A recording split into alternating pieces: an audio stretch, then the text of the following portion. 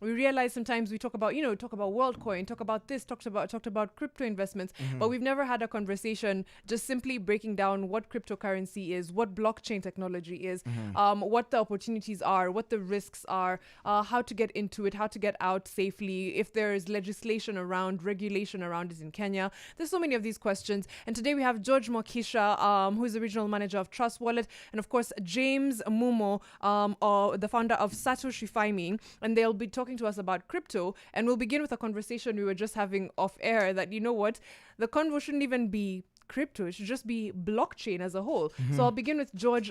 Maybe just introduce yourself, tell us who you are, and just give us like a little brief, introduction to George. All right, thank you so much. So my name is George Mwakisha, as mentioned. I'm the regional manager for Trust Wallet in Africa. Before joining Trust Wallet, I was the regional manager for for Binance in East Africa, and before Binance, I was also a traditional banker. So basically, I'm from the financial sector for a while. So our focus is basically to grow the crypto ecosystem, the blockchain ecosystem, and to help more people learn the correct thing about blockchain and make wise investment decisions. Before we get into the questions, I'll ask James to also introduce himself and give us a brief introduction to himself and to Satoshi Faimi. Thank you very much. My name is James Momo, popularly known as Momo Online. I am a content creator, now teaching people about money. So I have a YouTube channel, a TikTok channel as well, where I teach people about this thing that is cryptocurrency, and recently started a Bitcoin education platform that is called Satoshi Faimi, and I'm glad to be here. Former banker as well, that is interesting. So I came from the financial world, traditional banking, getting into the new banking. Happy to be here. That's exciting. Now, why I'm so excited today is that it's like crypto or blockchain 101 today for me. So we're going to start with just the brief intros and how it works, the nitty-gritties of how the whole system is built, and not actually built, explained. The whole system explained. So just kindly talk to us a little bit about what not Bitcoin,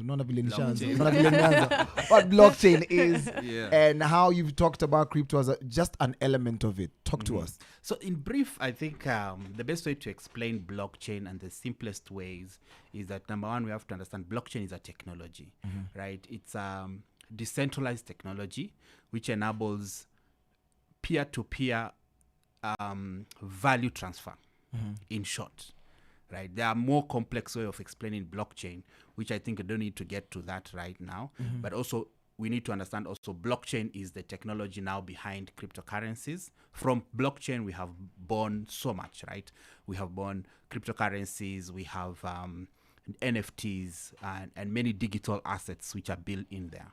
Now, these digital assets can be distributed to each other, right, in a form which you call peer-to-peer. So blockchain came to existence after formation of Bitcoin, which was in 2008 as the very first technology, or rather the very first cryptocurrency, which was introduced in 2008, right, and launched in 2009. So blockchain is the main, and then all these other things are just assets. So the rest are just assets, just like the internet, right, which is behind now all the social media, all the websites, and so on. So if there's no internet, which is the technology, we don't have these particular assets built on top of it. All right. I think that's a great place to start. And I see Kenyans have always been early adopters. We've always been ahead of the curve when it comes to matters tech. And the same was seen when it comes to cryptocurrency.